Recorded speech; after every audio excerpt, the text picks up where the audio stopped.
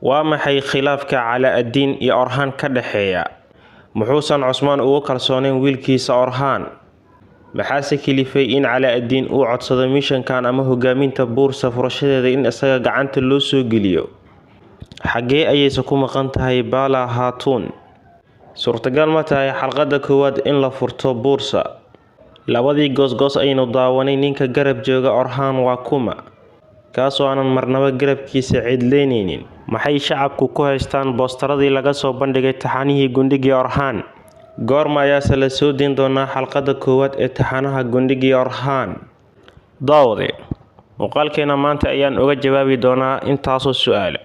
Fadlan haddii channelka ku cusub tahay, inoo subscribe garee hore haddii noola joogtayna muuqaalkeena like garee.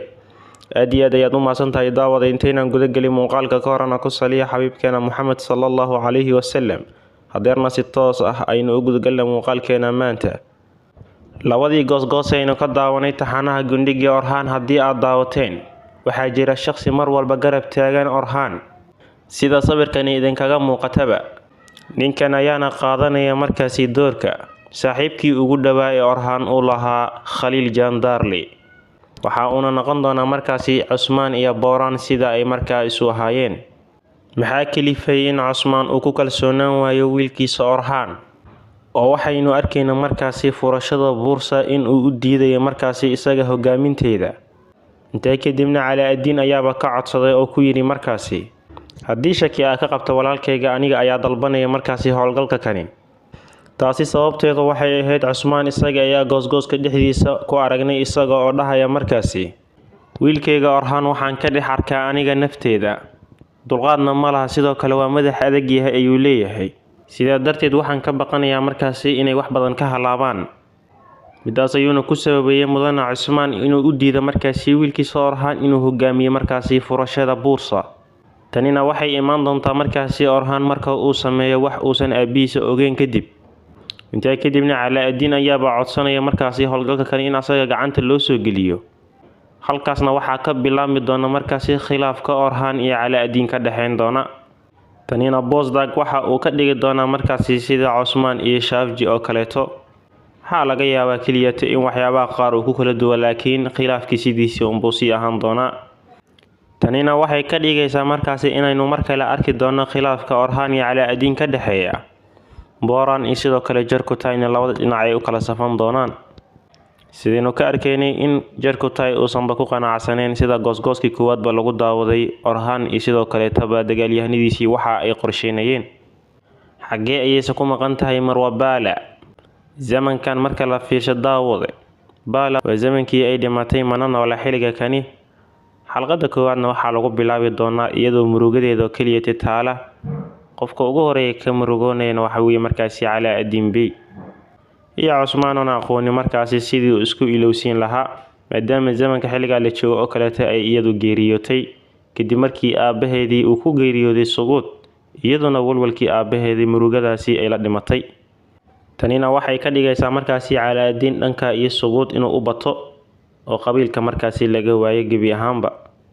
Waana sababta Orhan uu dhahayo markaasi goosgooskii koowaad aynu daawanay, dumarka sugaya markaasi raggoodii oo uu kala jeeda markaasi dumarka sugaya raggoodii oo uu kala jeeda markaasi Gonja. Bosdagna mar haddii Calaa'id-Diin iyo Orhan uu khilaaf ka dhex abuuro waxay noqonaysaa Holovira iyo sidoo kale Gonjana in markaasi khilaaf kale uu ka dhex abuurmi doono.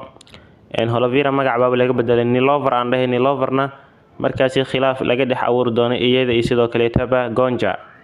balse taas waxa aan hore u daawanin weeye khilaafaadka noocaas oo kaleeta. Anigu ahaan mid baan jeclaan lahay in uu Bosdag sameeyo, maadaama Calaa'id-Diin xaaskiisii hadda ka hor ilmaha markaasi ay ka soo dilmeen oo hadeer wax u wadaa markaasi aysan haysanin in kala filinka lagu soo daray, isla mar ahaantaasina Calaa'id-Diin loo qalqaaliyo, halkaasina maseerka markaasi uu kaga bilaabmo Gonja iyo Calaa'id-Diin oo aynu aragna markaasi khilaafaadka iyo loolanka markaasi dumarka dhex maraya.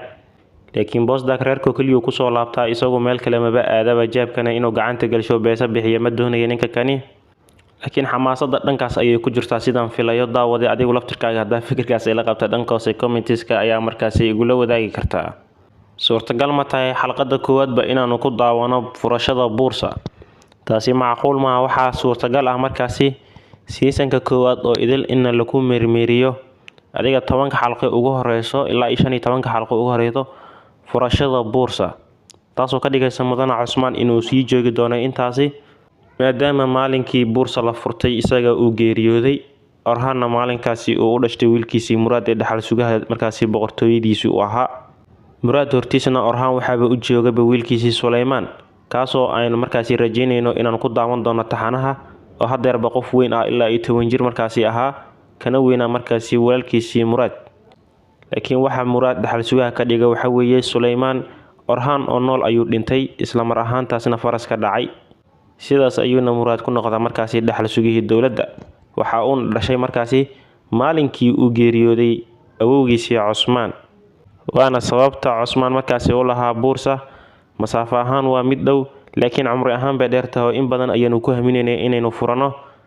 oo da'deeni cimrigeeni ayaa halkan sii maraya buuleeya walina gacanta maynaan ku dhigin balse maalinka uu geeriyoonaya ayaa gacanta lagu dhigayaa waxaana furtay taariikhda sida ku xusanba Orhan Abdurrahman Khazi Turgut Alab Konur Bey ama Konur Alab iska leh Alaaddin Bey irgii markaasi ma ka dagaalamayay inkastoo ninka lagu magacaabo markaasi Bosdag uu bedelay doorkii Abdurrahman Khazi tan iyo seasonkii labaad ee taxanihii gundigii Cusmaan dadka kale way joogaan sida Turgut oo kale waa jooga laakiin waxa la leeyahay ninkii Konur Alab ahaa kaas oo markaasi filimka aan ku jirin rajahta waa leeyahay ninka kale oo filimka loogu soo celi karo laakiin Bosdag uma maleynayo inuu soo celinayo waxay noqotaaba waynu sugan doona daawaday boostaradii ama sawiradii laga soo bandhigay kuwaas oo lagu xayeysiinaya taxanaha gundigii Orhan waxay noqdeen markaasi sawiro markaasi ama boostaro kuwaas oo aan dadka cajibinin dadku siday filayeen markaasi waa ay noqon waayeen maxaa yeelay